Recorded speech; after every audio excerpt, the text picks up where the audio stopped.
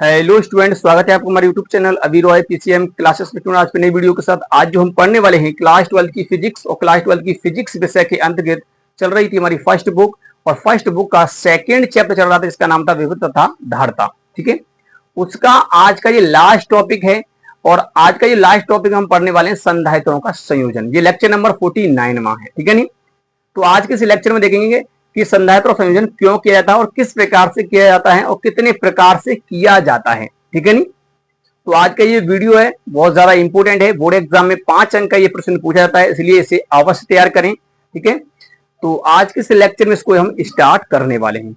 Clear, तो video के and तक बने रहिए स्टूडेंट।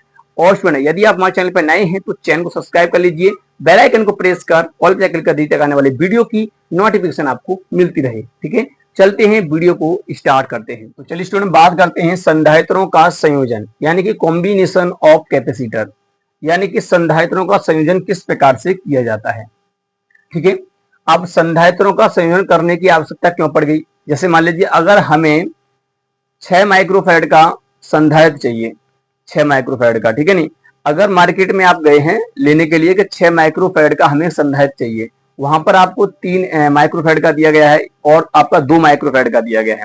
तो अब आपके पास यहाँ ऑप्शन ये है कि आप 6 माइक्रोफैराड का संधारित्र कैसे बनाएंगे उनसे, क्योंकि देखिए मार्केट में तो है नहीं है 6 माइक्रोफैराड। ठीक है नहीं, तो आप किस प्रकार से उनका कॉम्बिनेशन करके 6 माइक्रोफैराड का संधारित्र बना सकते हैं। चाहे आपका 2 का हो, 2 माइक्रोफैराड का होगा तो हम वहां पर 3 संधारित्रों को लेंगे यानी 2 माइक्रोफैराड के। ठीक है नहीं, और अगर 3 का होता है तो हम 3 के 2 लेंगे। ठीक है नहीं, अब उन्हें किस प्रकार से जोड़ेंगे वो हम यहाँ पर देखने वाले हैं। ठीक है, जोड़ने का जो तरीका होता है वो बहुत ज्यादा इंपॉर्टेंट है कि आप किस प्रकार से जोड़ेंगे, तब जाकर के आपको 6 माइक्रोफैराड का मिलेगा। अगर हमें कम माइक्रोफैराड का संधारित्र चाहिए, मतलब कम का बनाना है, और अगर वहां पर मान लीजिए 2 माइक्रोफैराड का है, 3 माइक्रोफैराड का है और हमें कम का चाहिए, ठीक है नहीं, तो हम उससे हम कम माइक्रोफैराड का भी संधारित्र बना सकते हैं। ठीक है, तो चलिए आज के इस वीडियो में हम जो देखने वाले हैं वो ये देखने वाले हैं कि संधारित्रों का संयोजन किस प्रकार से किया जाता है। तो चलिए, संधारित्रों का संयोजन जो होता है स्टूडेंट वो 2 प्रकार से किया जाता है।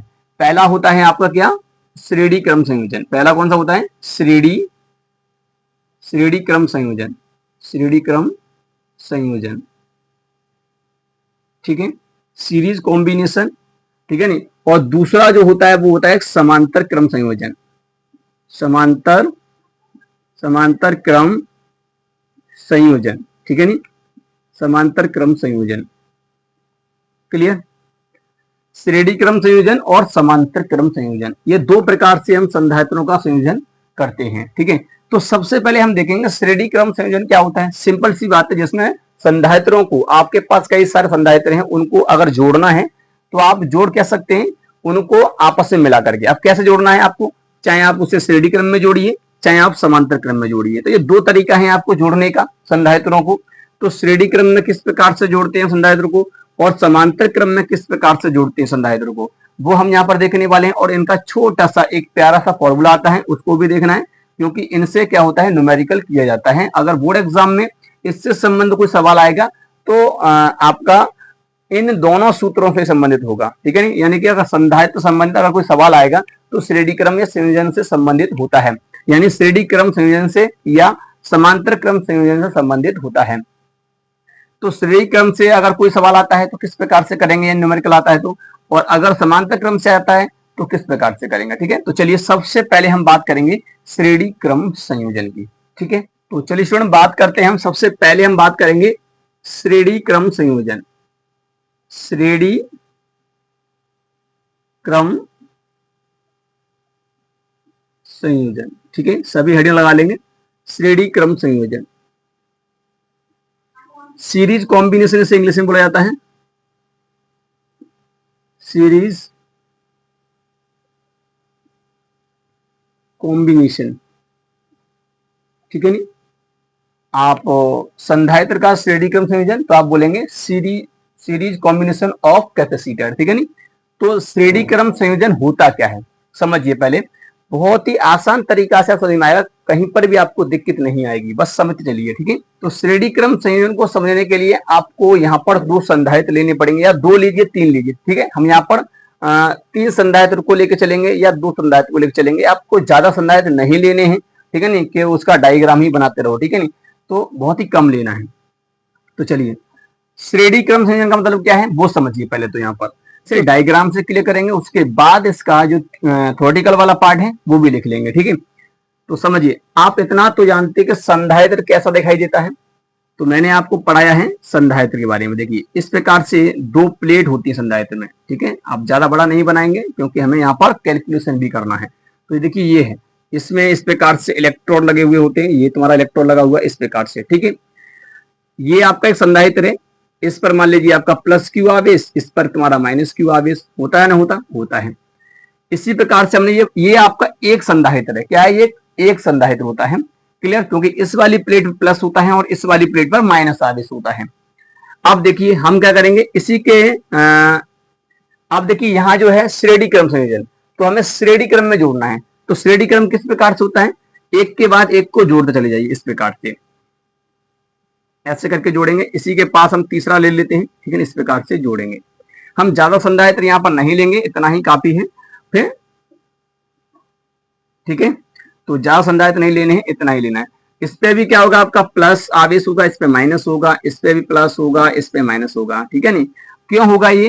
क्योंकि इसे हमने एक बैटरी से जोड़ रखा है इस प्रकार से। ये आपका यहाँ पर क्या भैया, एक बैटरी, इसको हमने यहाँ पर जोड़ दिया, ठीक है। इस प्रकार से जोड़ देंगे। तो यहाँ पर आप देख सकते हैं, ये कुंजी बना दीजिए यहाँ पर इस प्रकार से। ये कुंजी है आपकी के, और ये प्लस, ये माइनस, ठीक है। तो एक संधारित्र हमने यहाँ पर लिए, तीन संधारित्र लिए। कितने हैं भैया? तीन संधारित्र। तो इनकी कोई धारता होगी, तो इसकी धारता C1 होगी भैया, इसकी धारता C2 होगी, इसकी धारता C3 होगी। धारता है इसकी भाई, अलग अलग धारता हो सकती है ना। तो C1, C2, C3 या समान धारता वाले भी हो सकते हैं, ऐसी कोई बात नहीं है। तो यहाँ C1 वाला है धारता है, और C2 वाला संधारित्र है, और C3 वाला है। जब हमने इसको जोड़ा है, आप देखिए ये वाला सिरा इसका प्लस पर है और ये वाला सिरा इस पर माइनस पर है, इसलिए इस पर क्या है, माइनस क्यू आवेश। अब देखिए, रास्ता जब एक होता है ना, जब रास्ता एक ही हो तो सब पर आवेश समान होगा। तो देखिए, यहाँ प्लस है, यहाँ पे भी प्लस, यहाँ पे भी प्लस क्यू आवेश, ठीक है ना। यहाँ माइनस, यहाँ माइनस, यहाँ माइनस, ऐसा नहीं है Q1 Q2 नहीं है, आवेश समान ही होगा सब पर, ठीक है। नहीं, तो आवेश सब पर समान होगा। अब यहाँ विभव अलग अलग हो जाएगा, क्योंकि देखिए इस संधायत्र के लिए विभव अलग होगा। तो इसका विभव मान लेते हैं V1, इसका हो जाएगा आपका V2, इसका हो जाएगा V3। क्लियर? जैसे मैं बता रहा हूं उसी प्रकार से डायग्राम आपको बनाना है।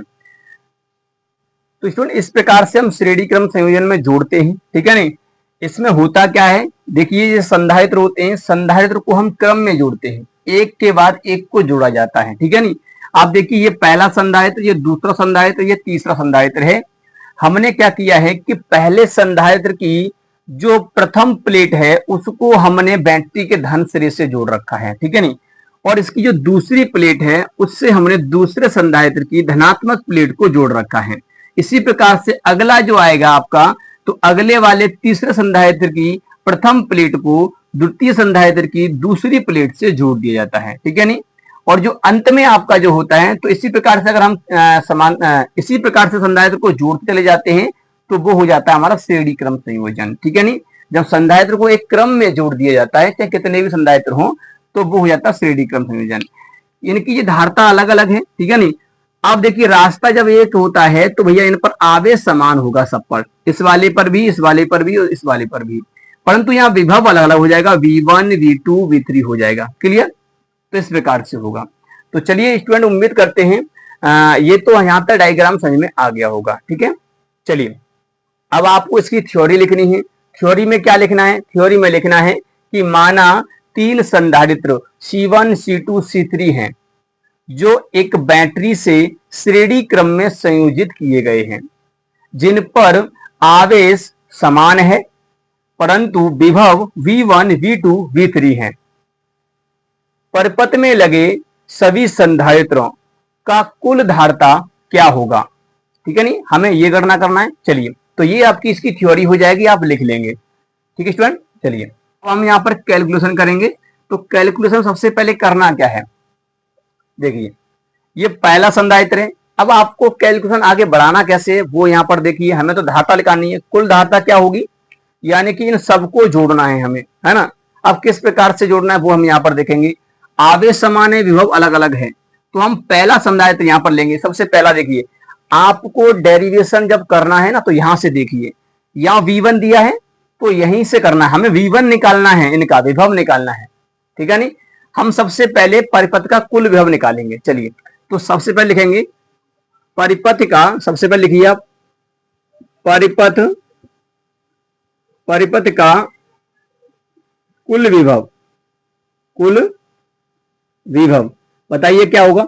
कुल विभव की अगर बात करोगे आप यहां पर तो V1 V2 V3 को जोड़ देंगे भाई, ठीक है ना। तो टोटल विभव V बराबर V1 plus V2 plus V3 हो जाएगा। ये आपकी इक्वेशन हो जाएगी फर्स्ट। इसको अब आपको क्या करना है, इसको आपको नोट कर लेना है, ठीक है ना। ये पहली इक्वेशन हो जाएगी। अब इसी के अनुसार चलना है आपको, जो अलग आपको दिखाई दे रहा है V1 V2 V3, तो हमें V1 V2 V3 निकालना है, ठीक है नहीं, यही चीज निकालनी है। चलिए, सबसे पहले निकालेंगे हम V1। तो चलिए, तो आप लिखेंगे प्रथम संधारित्र के लिए, प्रथम संधारित्र का विभव निकालेंगे, का विभव।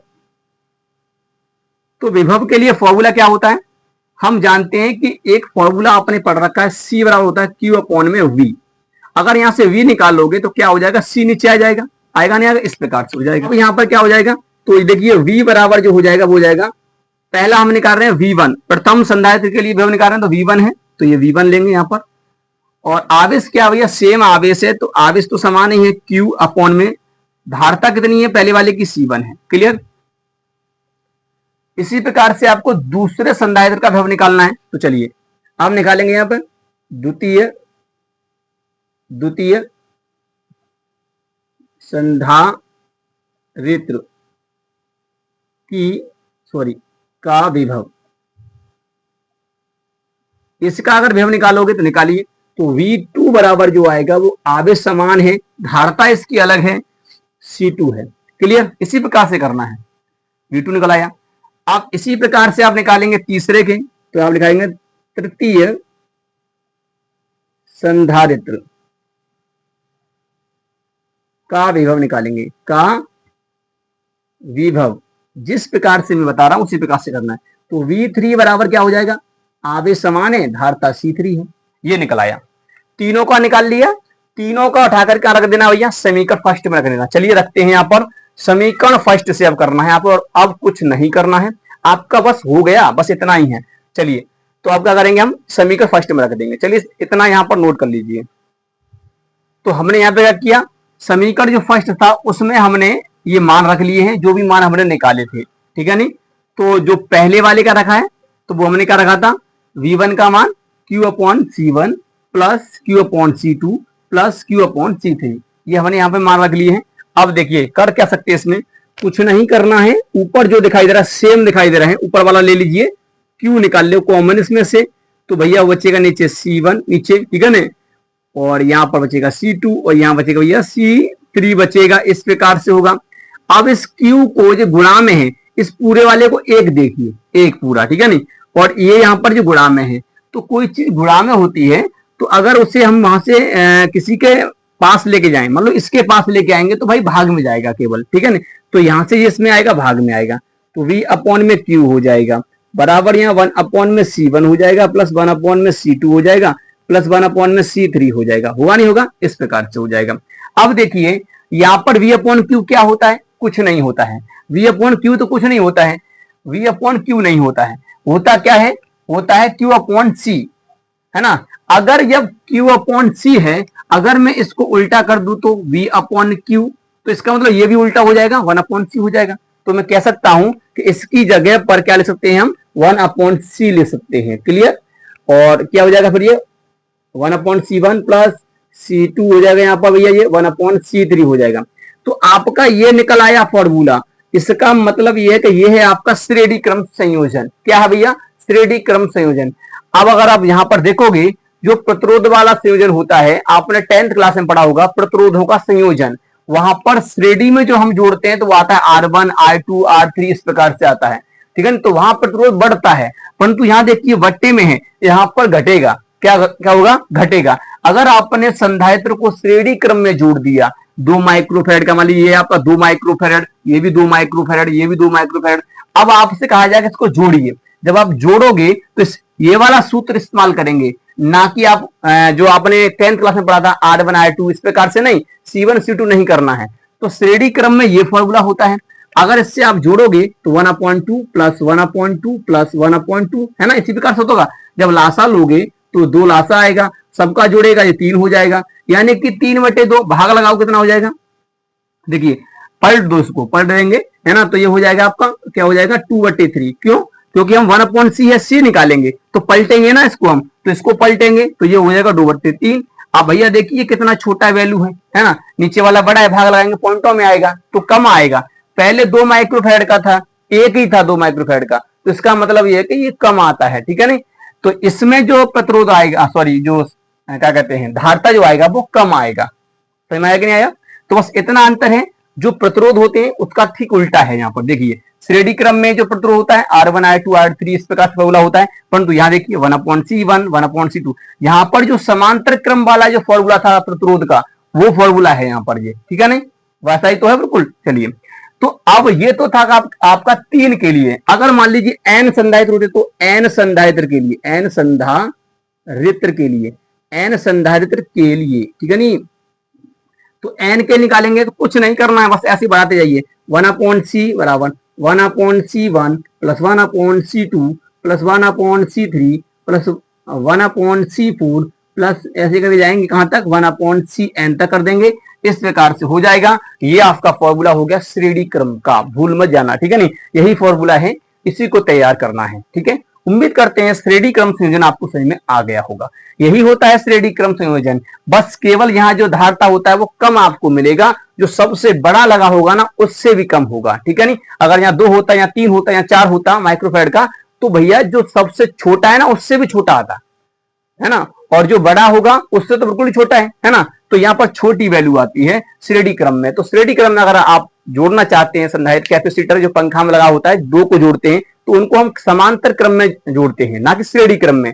हमें तो चाहिए ज्यादा है ना, अगर हमको कम चाहिए तो भैया इस प्रकार से जोड़ेंगे। क्लियर? तो उम्मीद करते हैं आपको श्रेणी क्रम संयोजन समझ में आया होगा कि सीरीज कॉम्बिनेशन क्या होता है। Clear student? तो उम्मीद करते हैं समझ में आ गया होगा। चलिए अब हम बात करते हैं दूसरे वाले टाइप की तरफ, यानी कि समांतर क्रम संयोजन, और जो लास्ट हमारा होगा। चलिए तो श्रेणी क्रम संयोजन को आपको समझ में आ गया होगा, इसे नोट कर लीजिए पहले।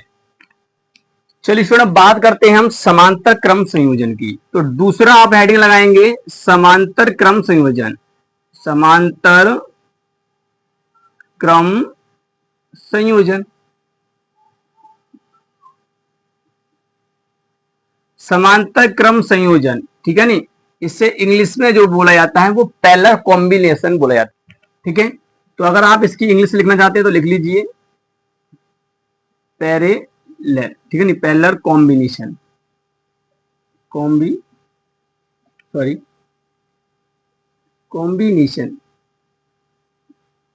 पैरेलल कॉम्बिनेशन ऑफ कैपेसिटर, ठीक है नहीं।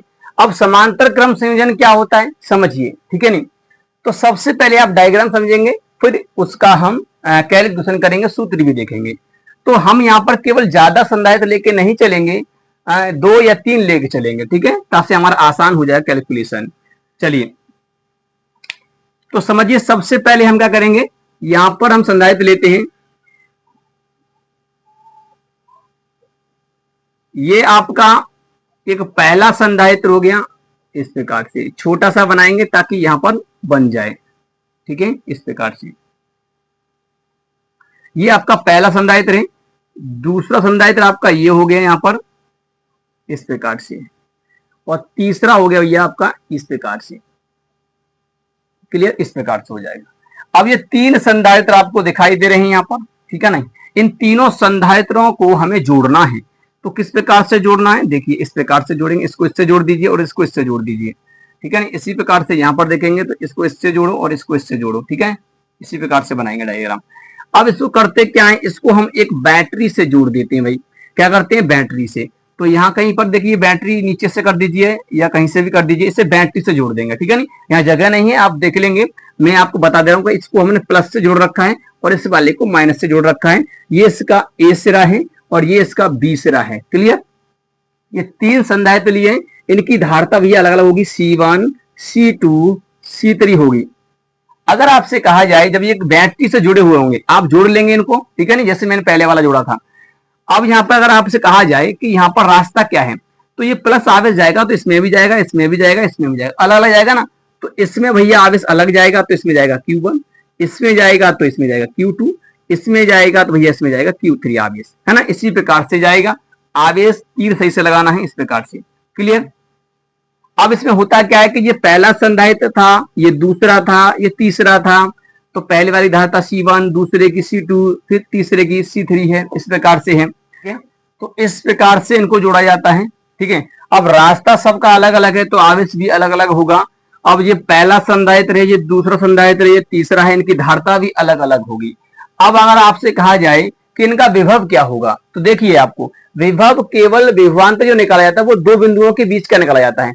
अगर आपसे कहा जाए कि ये पहला संधारित्र, ये दूसरा संधारित्र, ये तीसरा संधारित्र कहाँ जुड़े हुए हैं, तो इनकी जो पहली धनात्मक जो प्लेट है तो वो भैया इस पे प्लस आवेश होगा, है ना, वो Q1 वाला होगा। ठीक है नहीं, और इस पे माइनस, और इस पे प्लस, इस पे भी माइनस, इस पे प्लस, इस पे माइनस, इस वाले पे Q1 वाला आवेश होगा, यहाँ पर Q1 प्लस का, Q1 माइनस का। ठीक है ना, इसी प्रकार से होगा। अब देखिए ये पहली प्लेट आपसे देखा जाए, इसकी जो पहली प्लेट है धनात्मक वो कहाँ जुड़ी हुई है, ए से, दूसरे वाले की धनात्मक ए से, तीसरे वाले की भी ए से, माइनस वाली बी से जुड़ी हुई है सभी। देखिए तो ये एक ही बिंदु पर जुड़ी हुई है। ऐसा संयोजन जिसमें संधारित्र की सभी धनात्मक प्लेटें एक बिंदु से और ऋणात्मक प्लेटें दूसरे बिंदु से संयोजित होती हैं, तो इस प्रकार के संयोजन को हम कहते हैं भैया समांतर क्रम संयोजन। क्या बोलते हैं, समांतर क्रम संयोजन बोलते हैं।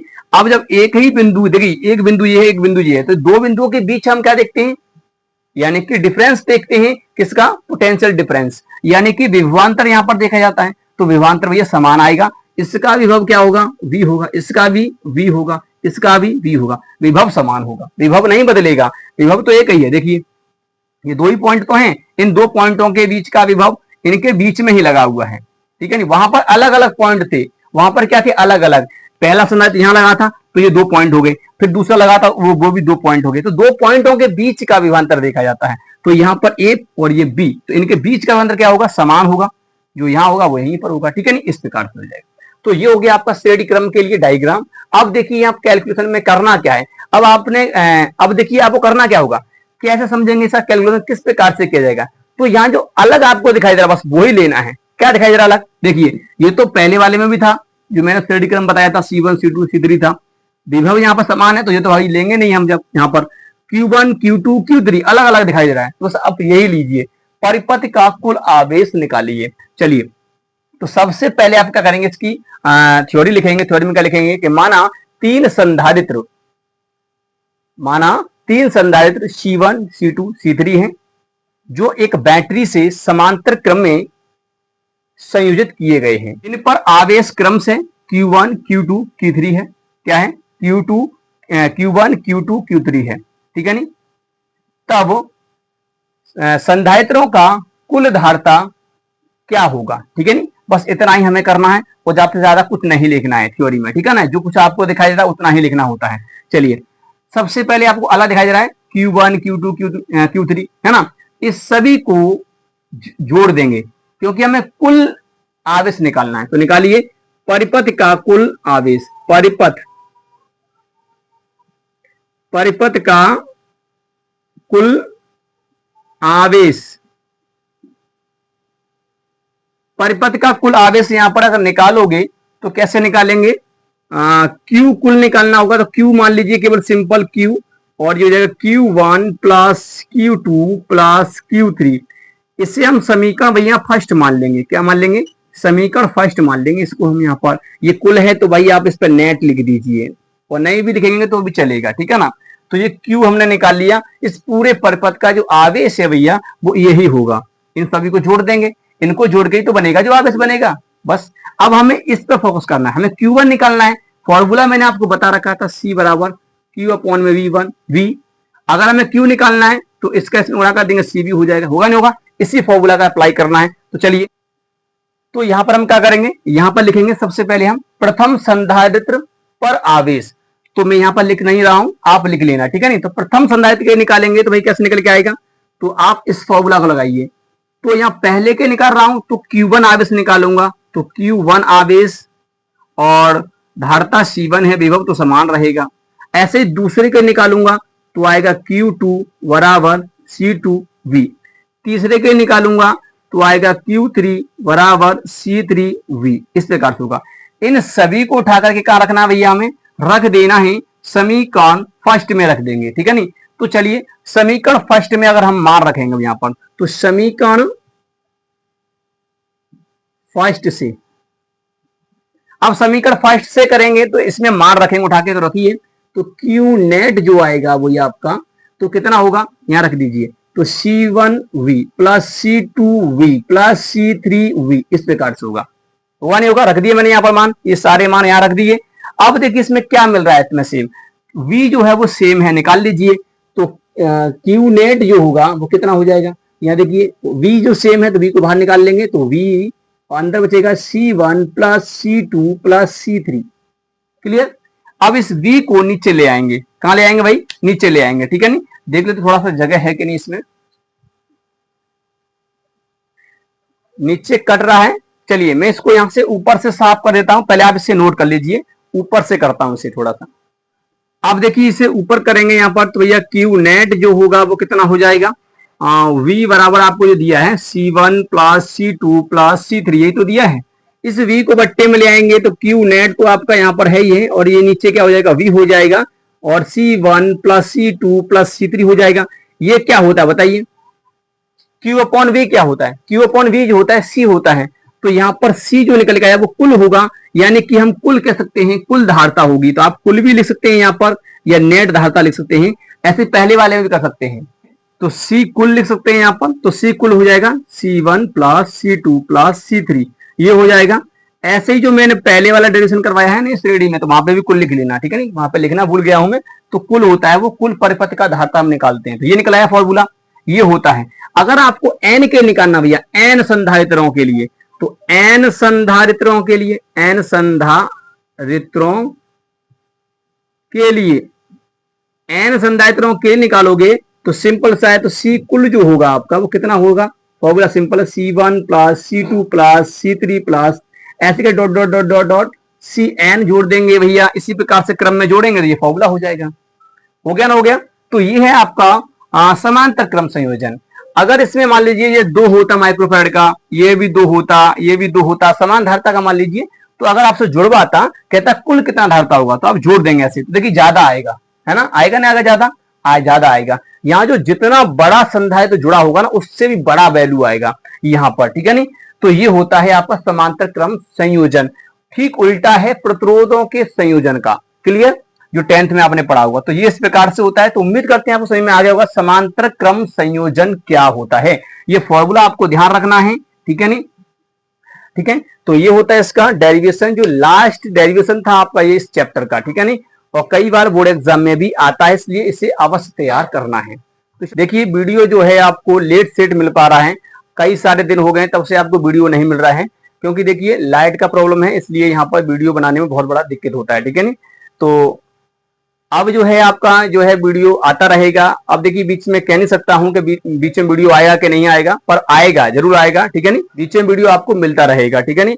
ऐसा नहीं है कि आपका वीडियो अब नहीं मिलेगा, वीडियो आएगा, ठीक है नहीं। आज नहीं तो कल आएगा, कल नहीं तो परसों आएगा, परंतु वीडियो आएगा तुम्हारा, ठीक है नहीं। तो बस उम्मीद करते हैं यहाँ तक तो आपको समझ में आ गया होगा। बस आपको करना क्या है, चैनल पर बने रहना है और कुछ नहीं करना है। क्लियर, आपको वीडियो मिलता रहेगा, ठीक है। सारा सिलेबस जो है आपका करवाया जाएगा। अभी जो है लाइट का प्रॉब्लम है घर के अंदर, ठीक है ना, इसलिए नहीं वीडियो आ पा रहा है। तो स्टूडेंट उम्मीद करते हैं वीडियो पसंद आया होगा। वीडियो पसंद आया तो वीडियो को लाइक कर दीजिए, चैनल को सब्सक्राइब करके बेल आइकन को प्रेस जरूर कर दीजिए, आने वाले वीडियो की नोटिफिकेशन आपको मिलती रहे। अब मिलेंगे अगले लेक्चर में। अगला जो लेक्चर होगा हमारा जो चैप्टर नंबर 3 का होगा, यानी विद्युत धारा वाला, उससे आपका न्यूमेरिकल भी आता है और आपका डेरिवेशन आपका मिलेगा, वो 10 नंबर में चैप्टर आता है कम से कम, ठीक है नहीं। आपका उसमें से भर भर के प्रश्न पूछा जाता है, इसलिए उस चैप्टर को तो अवश्य तैयार करना है, ठीक है स्टूडेंट। तो चलिए इसको नोट कर लीजिए। अब मिलेंगे हम नेक्स्ट वीडियो में, तब तक के लिए जय हिंद, वंदे मातरम।